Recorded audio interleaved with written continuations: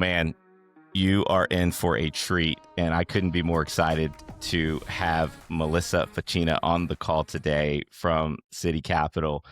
Our relationship goes back over a decade. Is that right, Melissa? I think even longer. Yeah, Oh like my there's a gosh.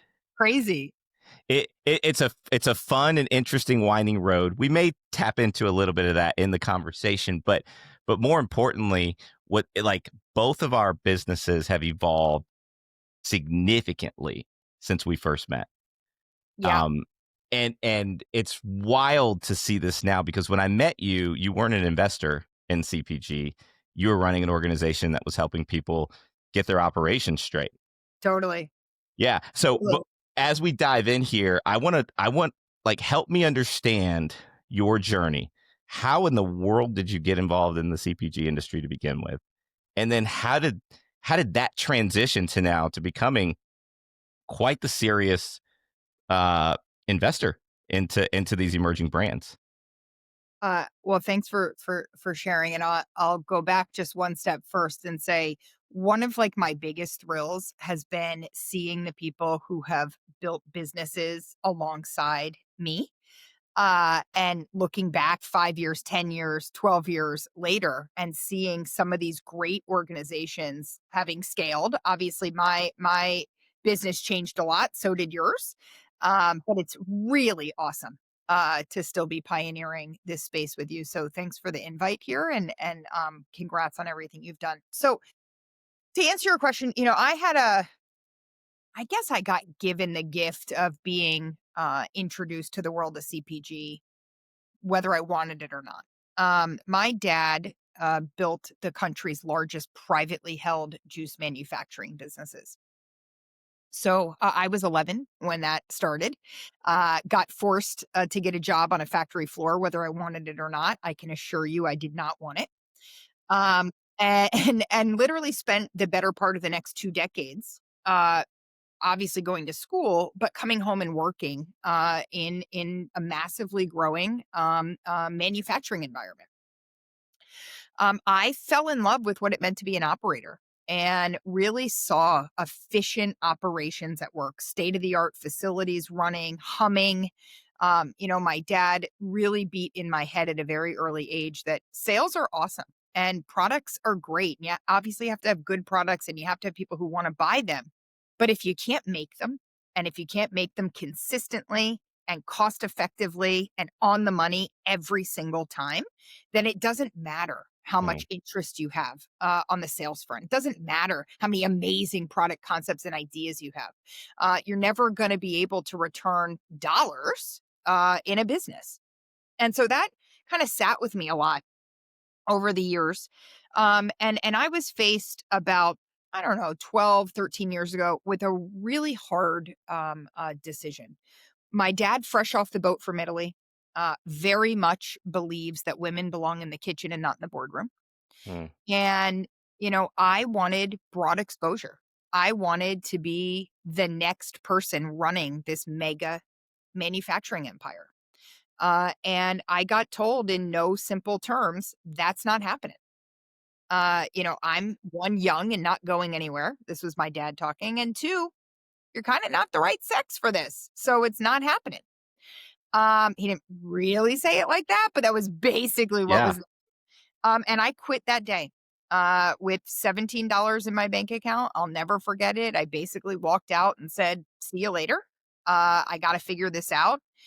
And I was sure that day that I would do anything in the world except being involved in food and beverage. Yeah. Um, I wanted to be a salesperson. Why? Because I heard that salespeople made $100,000 a year. And like that was my target.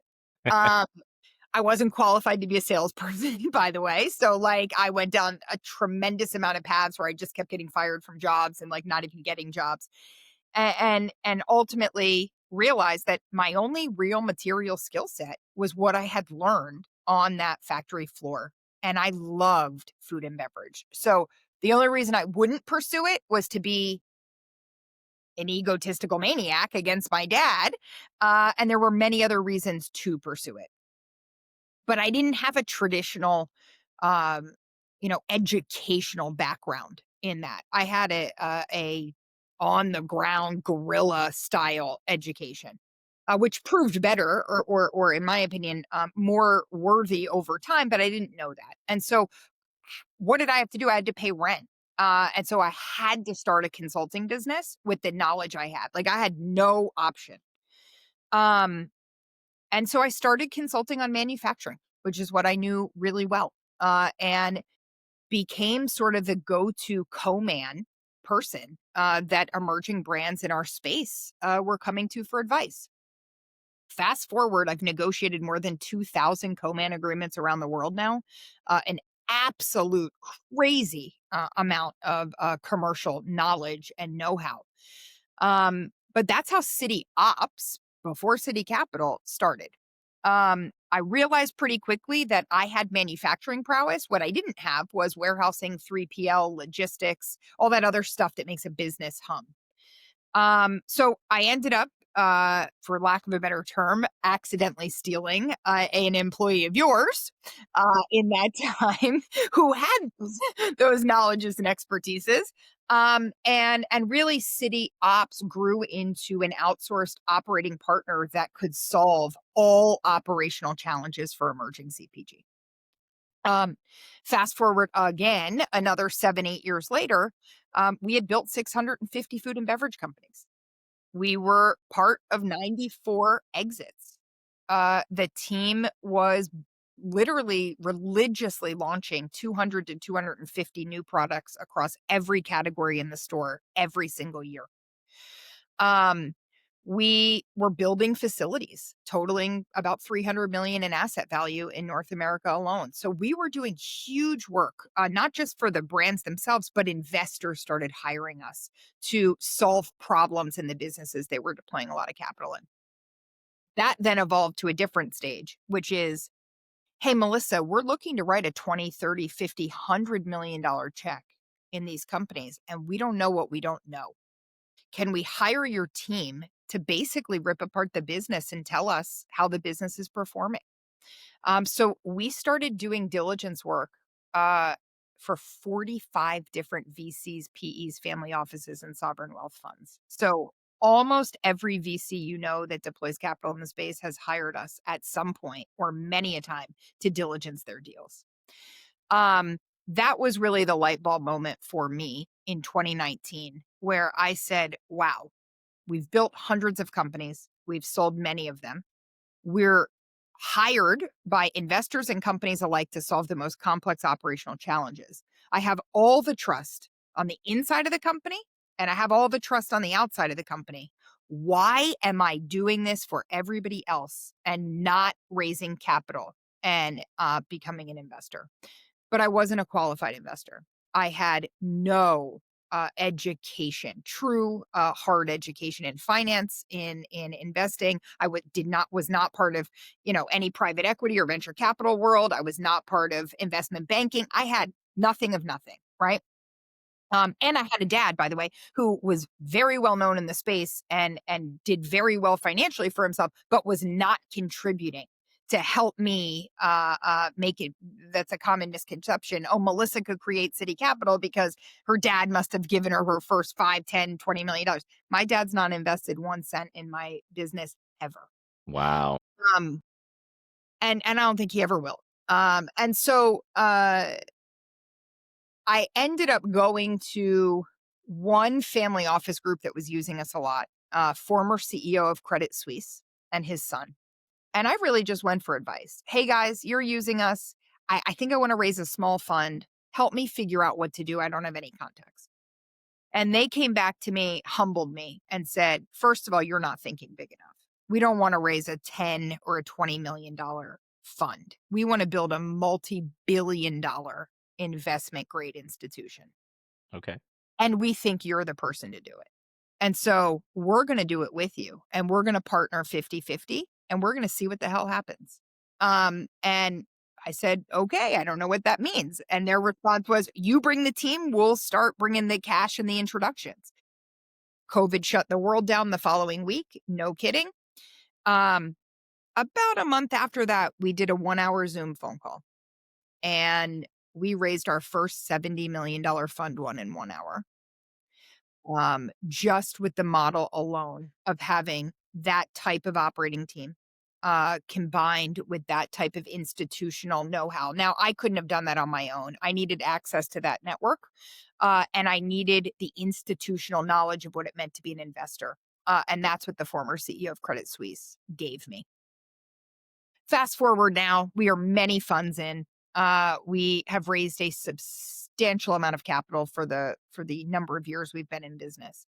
I merged the operating firm with the private equity firm, so now we are all under one roof. 25 people, 1/3 investors, 2/3 operators. There is no investment institution in our space that has that makeup.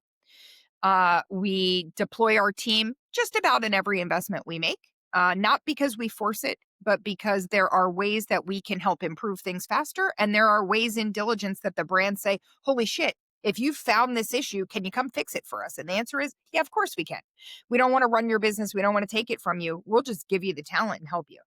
Um, and yeah, I guess that's my path here. Totally non-traditional. It has been a blessing to be non-traditional, and we look at everything through a very different. You know, eh, I've been asking this question, so I don't have to ask it to you because you already do it. But I've been asking the question around why don't more VC funds, PE firms in our space hire operators internally to really, be super value added to the brands that they invest in? Like, why don't they do that? And I think a lot of people tout it. What's interesting to me is, again, my next month will be my 13-year anniversary in this space and in this business. But I've had so many conversations with investors over the years, and everyone says we bring more than capital. Everyone says that. But in my experience, not very many actually do. They're smart people. They're sometimes friendly, sometimes have a good, I would say, understanding holistically of the way that the space operates. But I don't know that I've ever had someone I can pick up the phone and say, hey, I've got this major supply chain issue. Help me solve it right now. That they can, or that I've seen other people that I know that are able to do that either. And so I just think my personal opinion has always been like, it feels like a major miss that most VCs don't go out and just get a bunch of operators internally. Look, you need the finance guys, you need the analysts, you need people that know how to make all the spreadsheets really hum. Okay.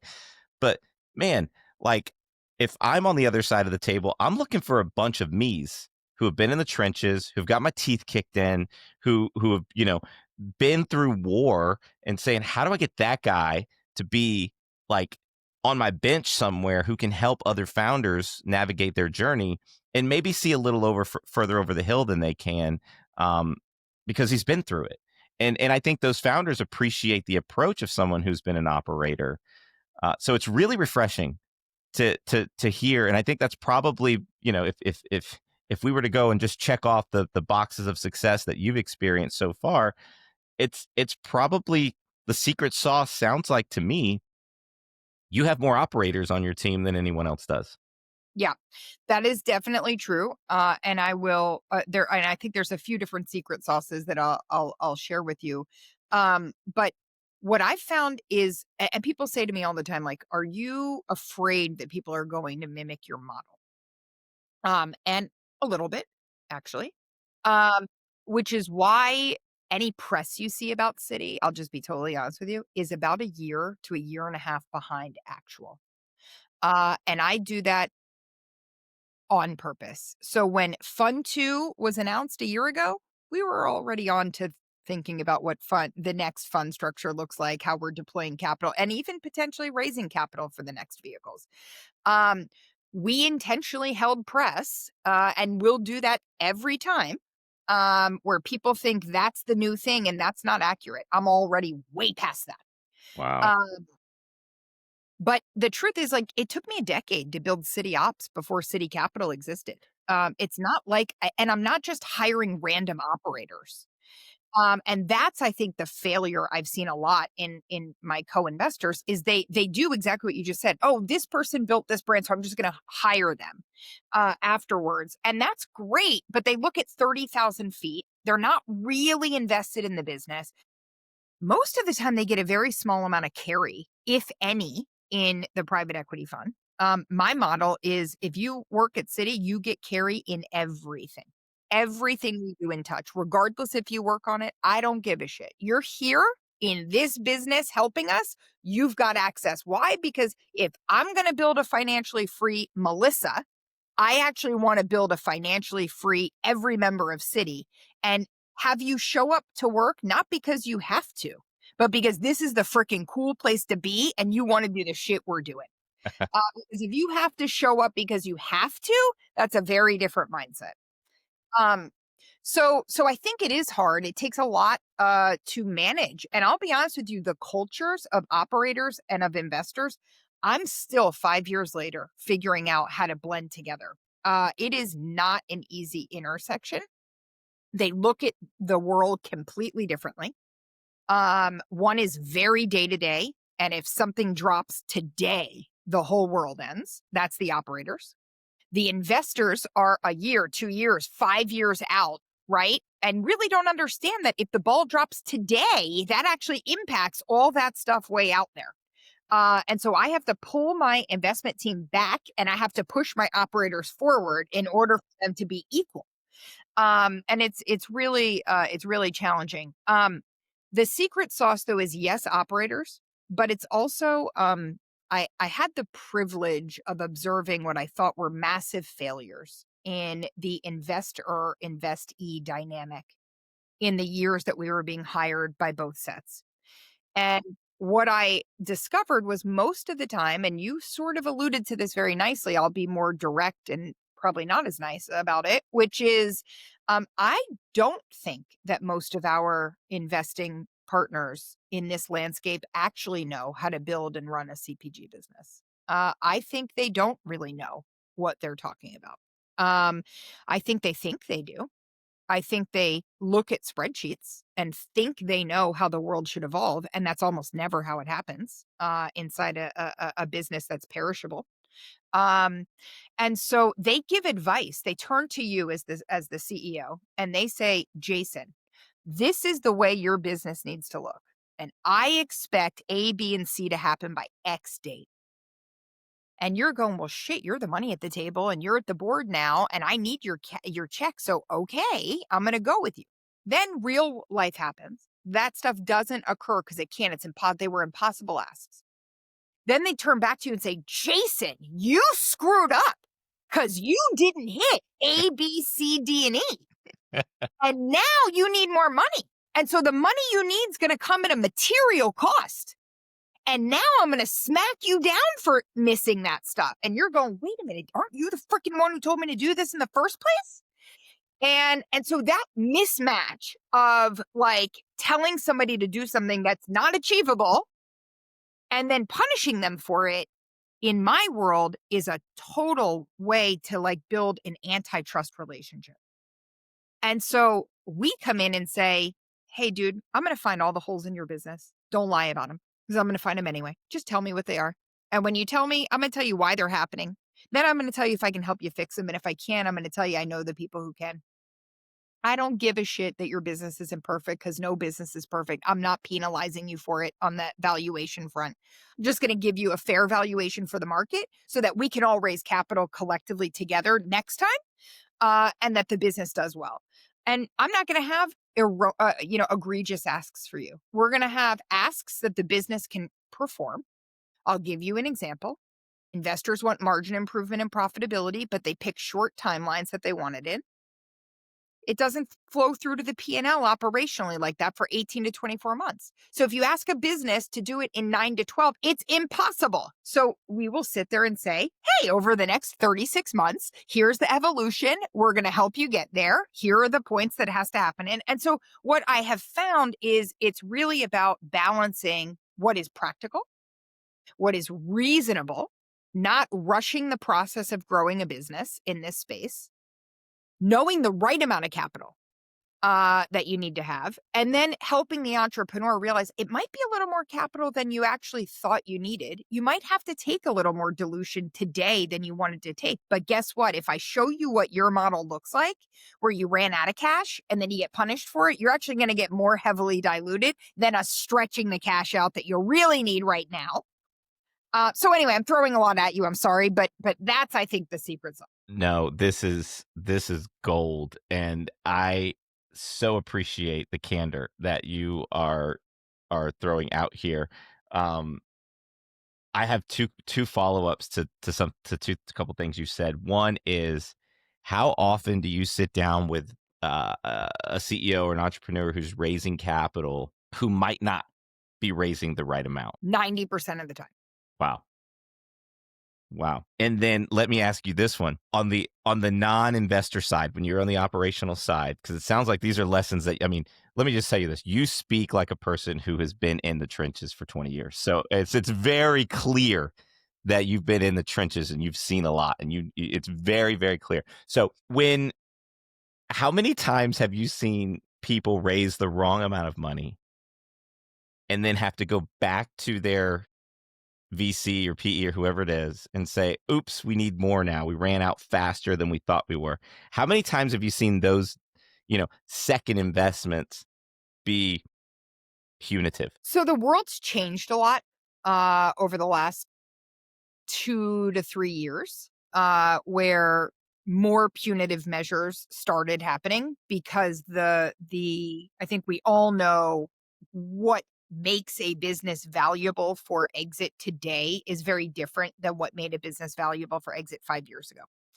And so the companies that we are all investing in today, most of them started pre this era, which meant they were a growth at all cost model. And so they had to change and evolve during that time too. And when as the management teams and the businesses were shifting, there were a lot of punitive actions across the board for two reasons. One is the model had to change swiftly. And so you had to push the company to change swiftly and see if the CEO and the management teams could do it. But actually, the real reason, in my opinion, is that the funds themselves could not get the cash. And so they had limited dollars to deploy and therefore had to determine, were they going to save the businesses in their portfolio already? And if they were and they were overvalued in the past, how do they right that ship?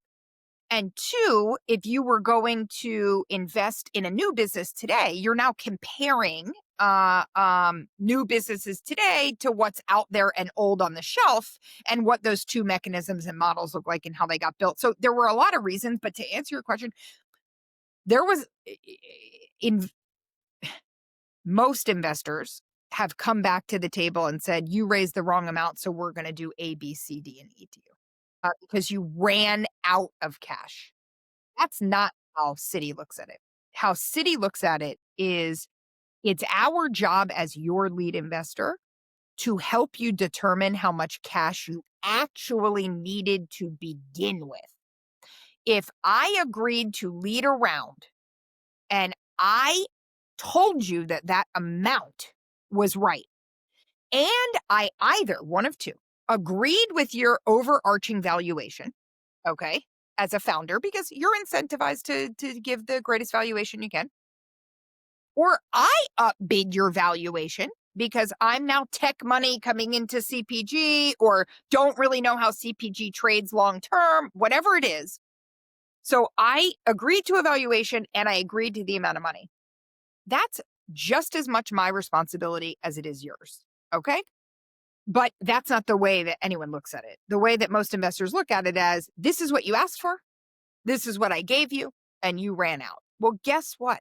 The reason why you as a founder or management team are coming to us as investors is because you need the help. Most of the time, you need the cash and the help. You don't just need the cash. And so, we vet every single ask in diligence. And I'll be honest with you, like if there are times where I have had to walk away from deals that I have desperately wanted because the management team did not agree with our thesis of how many dollars were needed and how long Mm, it was going to take. And I knew that if I deployed that capital today, They were going to run out in 12 months, and I was going to have to do something nasty because I gave money to a business that doesn't have enough to get it through to get it to the next stage of where it should be. So we would walk away from a deal. I'll tell you, 100 out of 100 times, the founders have called me back and said, "You were right. Wow. We should have listened to you. We're sorry. Can we get you back to the table? We ran out of money to the dollar." Well, like that you called, or we overinflated sales projections. We said we were going to hit 60 million. You told us we weren't going to hit a dollar over 48. We laughed at you. Guess what we hit last year? 47 and a half. Okay. And so, and there are companies we've taken back in after and become the lead investor because of that, humbleness that comes with that learning. But I don't blame the founders for that. See, they're in a world where they have to go to investors and act like they know everything. Because if they don't behave that way, the investor starts poking at them about all the shit they don't know about their business. Like that, like I'm here to reinvent the investor investee dynamic. Like that's what I think our job at Siddhi Capital. Wow. You know, you hit on something because there is you have to walk in with confidence and conviction as an entrepreneur. You have to walk into an investor meeting with confidence and conviction that you know your brand, you understand what makes it hum, and you know where it's going. But what we're all afraid to do is say, and here's the snakes in the grass, or here's the bucket of don't know what I don't know. Because we feel like the minute that we show there's something we don't know, then we're like, now we've either lost leverage or that you guys are going to lose confidence in us and you're not going to bet on the jockey anymore, or you're right. And so there's a weird dynamic of feeling like you have to know it all, Mm-hmm. right? But I don't think that actually flows through the relationship well either, because then if they're going to come take a board seat, right, and you get into a board meeting and you go, here's what's going well, here's what's not, here's where I need help, then all they're going to do is look back at you and go, what do you think you should do? Right. And like, I don't know. I'm asking you, I need the help. So it is a very interesting dynamic that I think that exists today between most entrepreneurs and most of their investors. It sounds like you've seen a lot of this play out. Are you at liberty to say, like, how many brands has your firm invested in so far? I mean, it's very clear you've seen a lot of scenarios play out, which has formed this opinion that you have. So I'll caveat, sure. We're an SEC registered investment advisor, so we have to put up all of our investments on our website. They require that. So I've had many people go and look and be like, "Oh my God, you guys are a shit show. You have so many investments."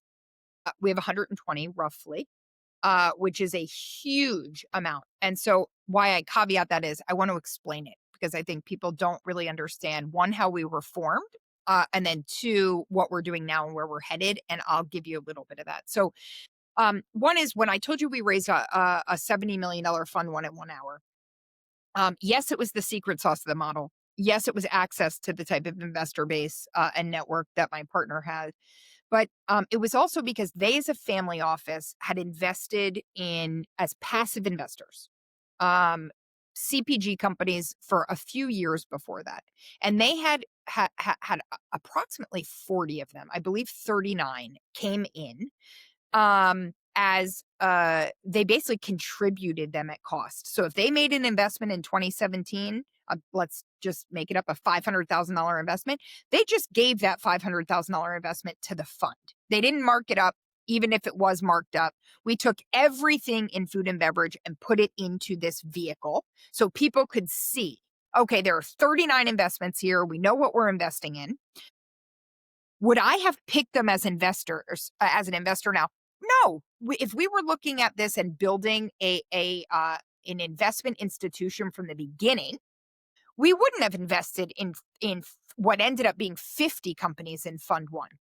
We would have done the traditional way where we would have maybe had 10, we would have deployed much bigger checks, but that's not how it started. It started with them deploying $250,000, $500,000 checks across a wide variety of companies. Got it. First of all, Citi inherited that 40 initially. Then what we realized is, yes, we started writing much larger checks once the whole fund got put together. But we realized that that model of early access was very important in some cases because we had early access and then massive wins in some of those that we could see catapulting.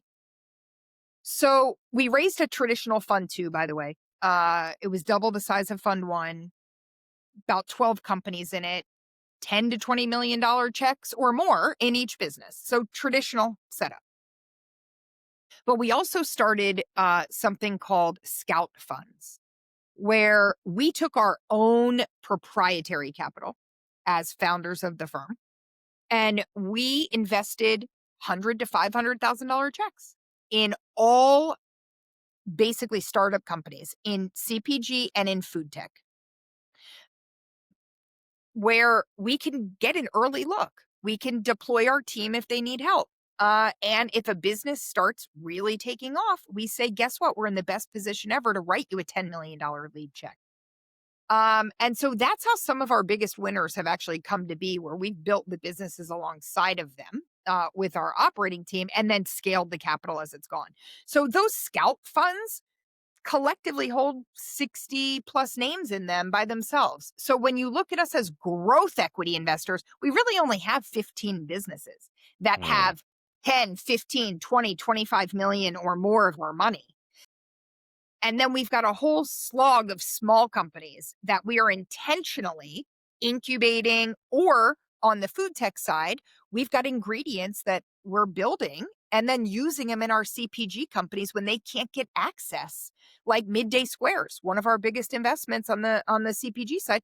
Cocoa crisis. What did we do? We had a food tech company that helped solve a huge chunk of their cocoa crisis with a different ingredient, and they got access to it. We're doing the same thing now with allulose, potentially for some of our big CPG brands that leverage allulose as a sweetener. So, we've got a different look on life.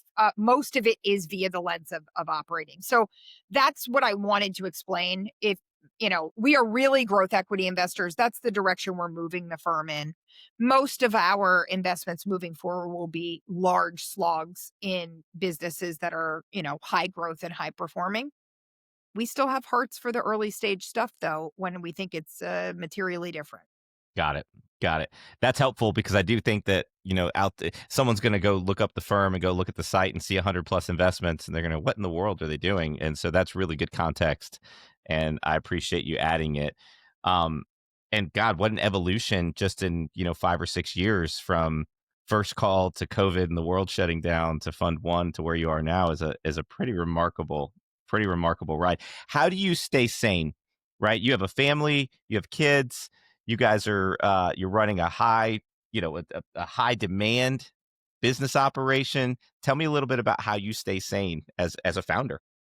I don't know that I do. Uh, I'm pretty nutty. I'll give you that. Um, I went through a massive lifestyle change when I elected to take on capital like this. And let me explain what I mean by that. So I spent a decade before Siddhi Capital running and building city ops, which by all measure was a pretty large outsourced consulting firm by the time Siddhi Capital started. It was highly profitable. It was very well known, and my life was dedicated to building that. And what that meant was I got sloppy in my personal life. I had gained a tremendous amount of weight. I was going to bed at 3 a.m. And waking up at 6 a.m. For the kids. I was probably a terrible spouse. And I just wasn't taking care of myself. And I was young, so I still wasn't really feeling it, but I know I didn't feel great. But I'm out there going, I'm promoting healthy products, I'm investing in, better for you food, and I look like a slob. And when I decided to take on the amount of capital we took on and started to build a firm that, quite honestly, I had no business building, as I shared with you before, I had no background in it. Um, I felt a sense of personal responsibility to the team that I actually said to my city ops team, guys, I'm coming back for you, but I'm building another firm. So I got to leave this in your hands for a second. And I left them for a year and a half to go build Siddhi Capital. I came back for them, obviously, and merged them together. But they had to hold the ship down in that while I went to build a different business. And I remember one night I sat up thinking like, what if I can't return these people's capital? What am I like? What am I going to do?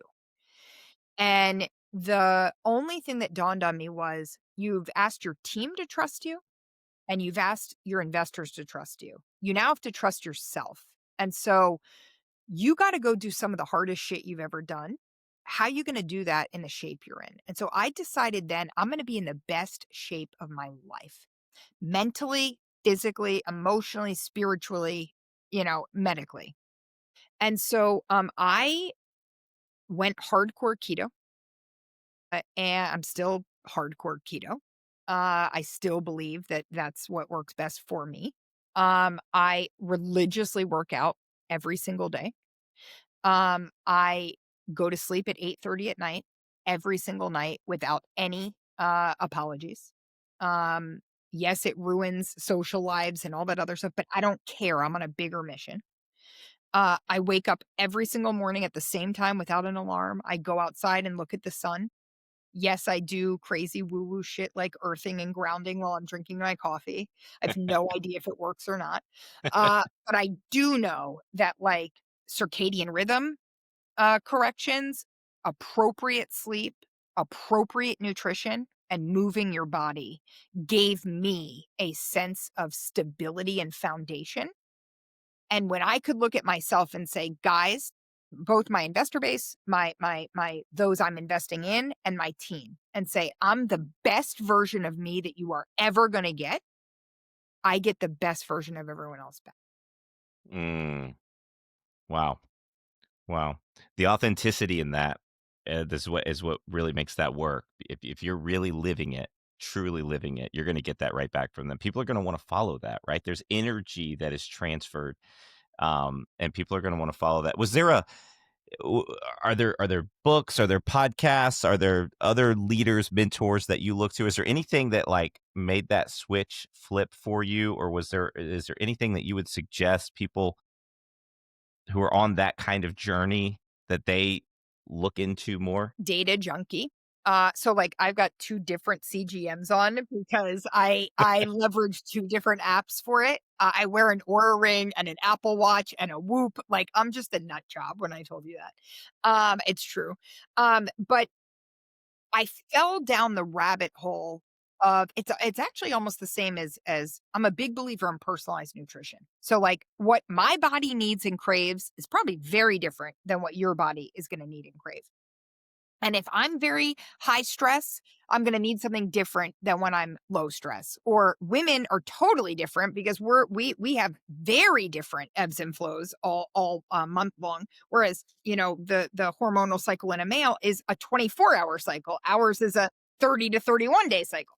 Um, so, I fell down like the YouTube rabbit hole of Thomas DeLauer and, Huberman and all these people that were talking about longevity mixed with, kind of mitochondrial activation. And then I realized that like everyone's just coming at it from a place of whatever information they have readily available. And all these people have changed their opinions over time. And that's fine. I now need to lean into data about me. And Hmm. so yes, I get information from the world that I can think about and look at and kind of try out on myself. But I have to say for me, hey, look, if I eat this and I feel uncomfortable later, I now know that's not good for me. Or my sleep's been screwed up the last 3 nights per my, devices that I'm using. Why is that? Well, shoot, I'm under extreme stress because of A, B, or C. Or if I run 10 miles, my body behaves very differently than if I do 30 minutes of sprints. But I only know that because I've invested in the data and then I'm willing to be introspective and say, okay, this is how I feel. I also my wife's also in CPG. She's an attorney, as you know. Uh, she has maybe a different approach to this in the sense that I'm willing to look at food as like food as fuel. And like, I would like to enjoy it because I'm a huge foodie. But like, if I just have to eat this because I need 30 grams of protein, I'm going to eat it. Mhm. Whereas she's like, no, I want to enjoy what I'm eating. Like, who gives a shit if I need this other 30 grams of protein? I want that bowl of pasta. Right. And like, that's like human. I totally get that. But Yeah. I'm much more robotic about it because Yeah. I'm looking for an out. Yeah. Do you think founders who are running high growth businesses, high performing businesses, do you think that a lot of us don't feel like we have time to do that, right? You've got to work the late nights, the early mornings, the burn the candle at both ends. Do you think we have time to invest in ourselves? I do, but I'll tell you, there's a lot of people who say, like, you just have to make the time. And I kind of think that's bullshit. I think it is very much dependent on the stage of your business. And so I didn't have the time when I was building City Ops. It didn't exist. It was all me. I mean, I had a team, but like every function I was part of. So even if I wanted to make the time, it was like kind of a cheat on the time because the time wasn't really there. Um, and and I had to be forgiving of myself for that. There it is. Moving into a different stage of a business, I then had to say to myself, what's more important? Controlling every aspect of the business, where I actually might not even be the best suited to control that aspect anymore, but I'm a control freak. Or I want my time back and I'm going to let this happen over here. And so I've adopted the mentality of, and I'm pretty sure it was Warren Buffett who said this initially, but like if somebody can do the job 80% as well as you can, then let them do that job. And you, as the founder or CEO, should only be doing the three things in the company that only you can do. That's it. Everything else you need to delegate. Mm, And if the person can't do the job 80% as well as you have the wrong person. yeah. It doesn't mean take the job back and fill it. It means find the right person. That's been a very hard evolution for me over these years. I'll be very honest, and I'm still not all the way there. But as I've started to do that, time has come back to me. And I'll be totally, totally honest with you because I tell my founders that I invest in this all the time like, dude, I'm a founder too. Hmm. I'm building a company too, like right along with you. So what you're dealing with as a CEO, I'm also dealing with. You got staff problems, so do I. You got growth problems, so do I. You need money problems, so do I. Like we're all doing the same thing. Just different scale. And so I think yes, there's a way to create the time, but it's a process. You have to give something up to get it and you have to be in a place where you're willing to give it up, have the staff to give it up, and the resources to hire the staff to give it. That's good advice. That's good advice. I set you up on that question because I think a lot of it's like, you watch these morning routines and you watch these people that live these high performance lifestyles, but then like you're not always there, right? And there was a time in my life I think my busiest travel year ever was, I don't know, for the new Primal, 140 flights or something like that, which is a lot. Um, you're just not going to be physically perfect during that time. You're just not. You're eating on the road, you're eating on the go, right? Like you can try as hard as you can, but it's like you have the late nights, you have the flight delays, the sleep disruption. Like it's just what happens. And in my case, probably similar to yours, in my case, I had two little kids in the middle of it all that were, new babies. And like you have to grant yourself grace. I think there's aspirational goals. I think we all should be mindful, but I think there's seasons that you have to grant yourself grace, and I appreciate you acknowledging that. Okay, I have I want to pivot because I have a couple of just your perspective is so rich on so much of this. I want to ask you a couple of things here. So, um, we talked about a lot of entrepreneurs not having the amount of money that they want to raise right, like they don't get it right necessarily. Is there another common, I would say, mistake is not the word I want to use, but let's use it for now. Is there a common mistake that CPG entrepreneurs make that you see in the early stages of their business? Is there something that just continually comes up? Early and mid stage, I would tell you, is the same, which is I don't know what way my screen's going to go, but up and to the right, right? Whatever the up and to the right sales trajectory is, and we see a pitch deck come our way and all you see is this over the next 5 years, what we do is we actually respond back to them and say, try again. Send us a new deck and try again, please. Um, and the why is it's never up and to the right. And you have to be realistic about that. Why? Because when you're building a cash flow model, which is the cornerstone of any of this, if you're counting on all that revenue that's coming in like that, you don't need the amount of cash that you actually need. Or there's a supply chain problem. There's a retailer issue. There's, stock that goes bad. I don't know, you name it. Something happens all the time. And so it's this like, we see this growth trajectory and this interest, and I know it can keep going because all I'm doing is expanding my door count. And it's like, great, but shoppers in the Midwest are not going to buy exactly like shoppers in the Northeast. And an Albertsons buyer is different than a Costco buyer. And like, guys, it's not going to be exactly the same. Um, and I think it's that same dichotomy that you had mentioned before, where you have to show that your business has movement and Right. is going to be able to, be a category leader, but you also have to be practical in what it takes to get there. And will you have years where you are catapulting or doubling? Absolutely, you will, for sure, especially in the early years. Does it mean that it's going to be happening every year, year over year? No. And so I think that's a huge mistake. And we spend a lot of time in diligence sitting there and mapping out what we think the next 3 years looks like. And we don't really go beyond that. Why? Because it's irrelevant. We're not going to be right. And we, by the way, know even when we're taking a guess, I'm not right and you're not right. None of this shit's right. So this is all a freaking gamble. We're throwing a dart at a board, everybody. Like, let's just all know that. Okay. Oh my God! Thank you for saying this. It is. We're all wrong. Oh, I'm all for modeling. I'm all for forecasting and trying to like have something to shoot at and aim for. I'm a huge fan of it, but my goodness, like even like the penalization for like I always look at. I've always, as a founder, I've always looked at like, what did I do against last year? How did I grow? What went well? What didn't go?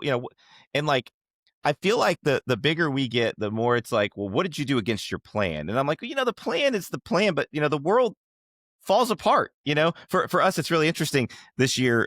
We had a lot of, we've grown quite a bit, but the avian flu killed all the turkeys.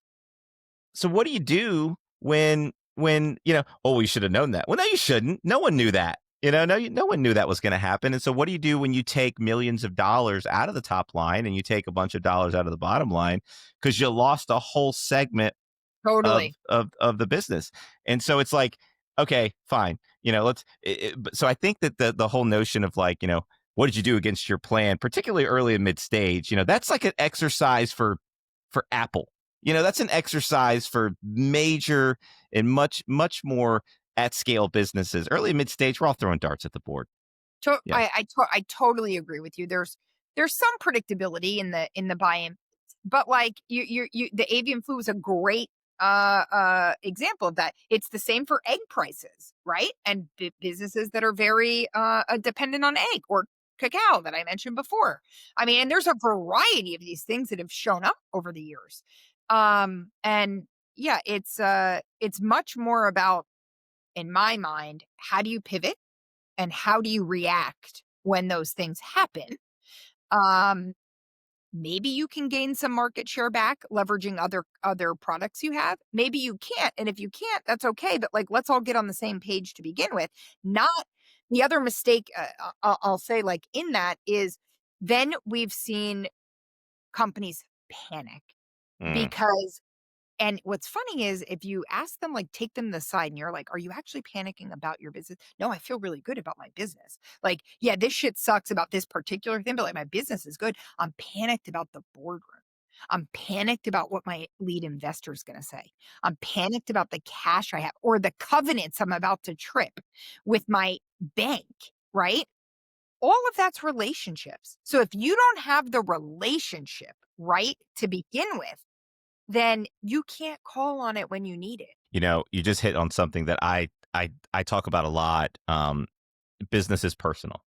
And I think the relationships matter more than anything. Of course, there's transactions that take place. And of course, people say, leave your emotions at home. It's the whole term, it's just business. It's not, it's very personal.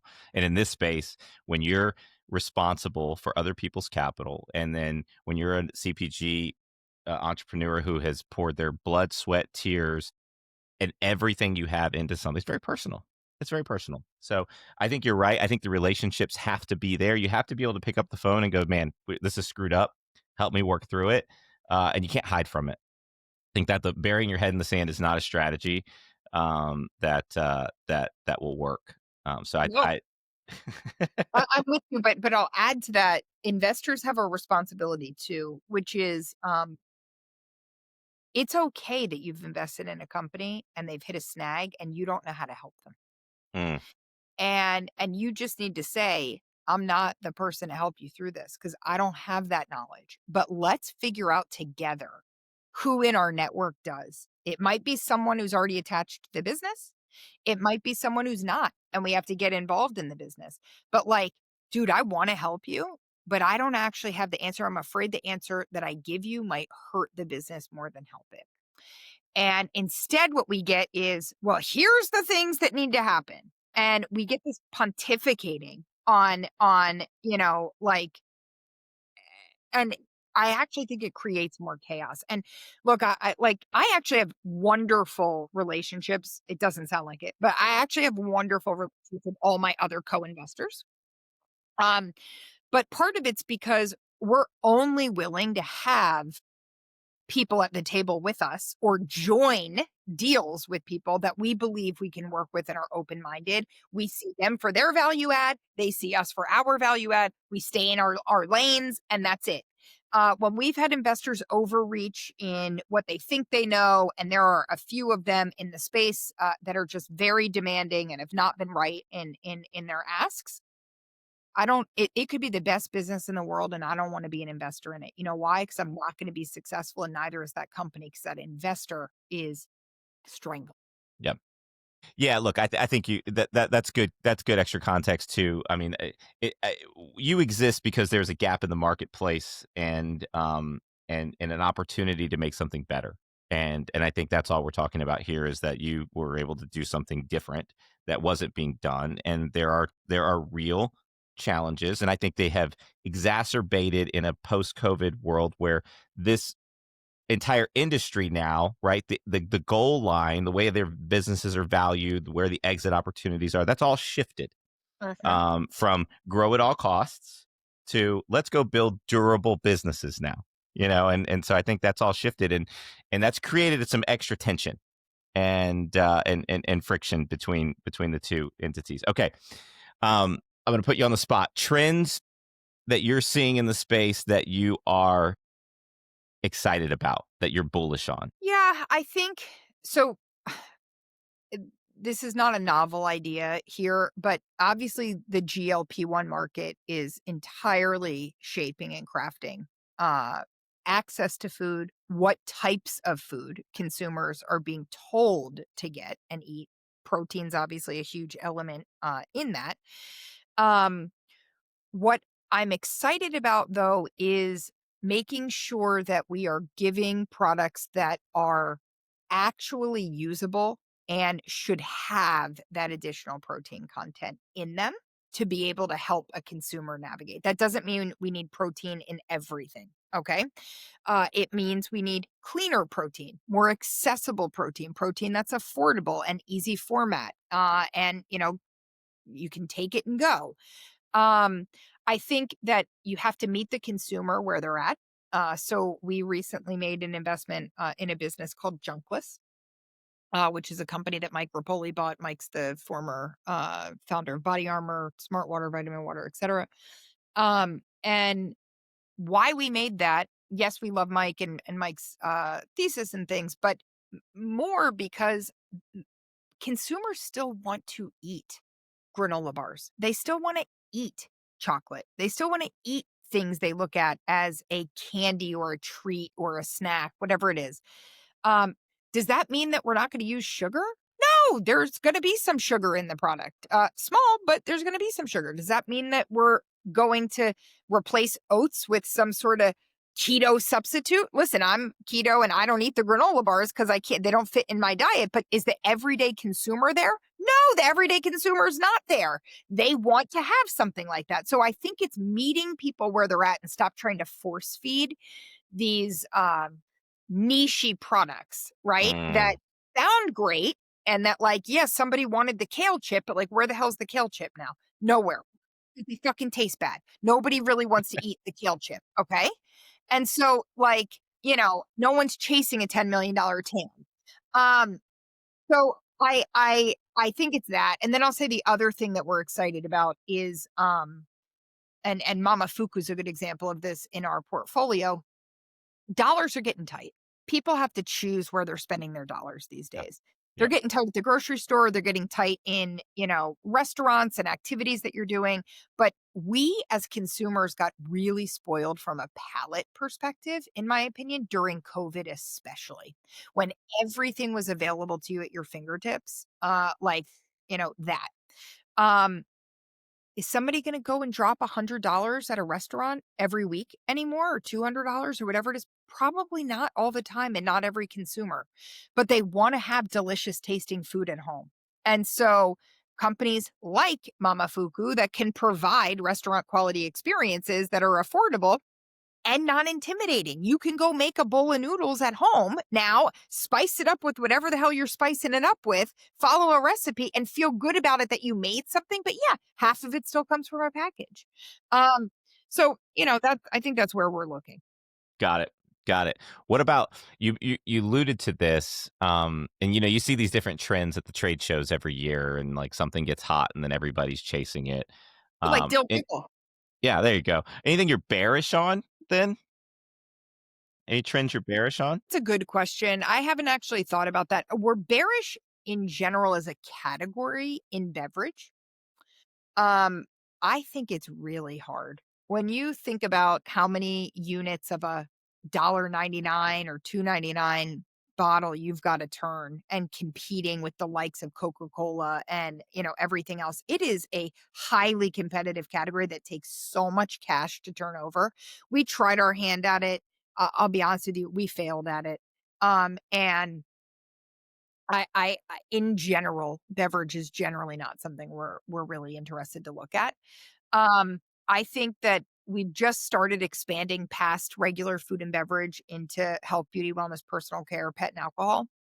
Um, we'll look at some alcohol stuff, but I think that, alcohol as a category is also starting to get materially hit, Mm, and people want alternatives there. yep. I think keto, I hate to say it, but traditional keto, and the CPG community ruined keto. When I say I'm keto, by the way, I don't really eat out of a box. Every now and then I eat one of your meat sticks and have been very vocal about my love for the rotisserie chicken one. But like I don't want that stuff. They fill it with a bunch of shit. And so, like, I think, as you see that category going down, yeah, it's not because eating protein and fat is a problem. It's because we have filled it with all these fillers that people are now getting quick to. And plant based is the same, by the way. Whole ingredient plant based, amazing. All of this crap you've just filled it in with, Didn't didn't Seth Godin write the book Marketers Ruin Everything, or did he make that statement? Maybe it's so true. yeah, it's like we just ruined it. It's like, okay, guys, it actually has legs, but now we had to go and just completely ruin it. I'm with you on that. I think that's what's going to be interesting about this whole protein trend. Yeah, I've been in the protein space for a decade and a half, and it's funny when people ask me like, "So, what do you think about this protein trend?" I'm like, "What do you mean?"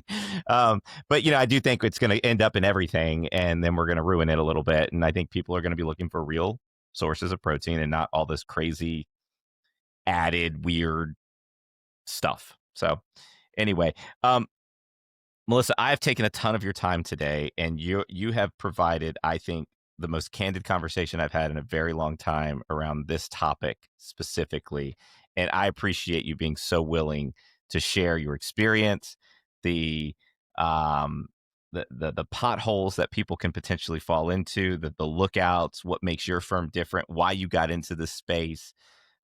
Your journey is remarkable. I think just the idea that you didn't even have buy-in from your dad who told you weren't allowed to do any of this stuff. I mean, I think all of that is like we could probably have four of these conversations and unpack all of it and still not get to every piece of it. But this has been really rich, and I'm really grateful for the time we've been able to spend here today, and really grateful that you were willing to share so much. For sure. I appreciate the opportunity. City's only going to be able to be successful in helping to reinvent this if we have the platform to be able to talk about what's wrong and how we want to be part of fixing it, and we Yeah. can't be the ones fixing it. So, Well, thanks for giving me that. Well, and you have to talk about it. So yeah, in closing, this is perfect because you have to talk about it. The thing is that there's so many topics that people are afraid to address, and we can't fix things or we can't make things get better if we don't actually surface them. We have to talk about it and we have to kind of put it out there and then have people think differently. And so this is one piece of that puzzle. I'm dedicating this entire sort of tranche of podcast interviews to people like you. Like, how do you think about the world? Why are you involved in this part of the world? How do you think about investing? What could be done better? How can entrepreneurs approach the space differently? And I think the perspective that you bring is extraordinarily valuable to people like me who have even been here for a decade and a half. I mean, I've seen a lot, but I learned on this call too. I took notes, and so I hope that the people who are listening do as well, and I hope more people take the approach that you take. Uh, I appreciate that. yeah, Thank you so much. Melissa, thanks for being here.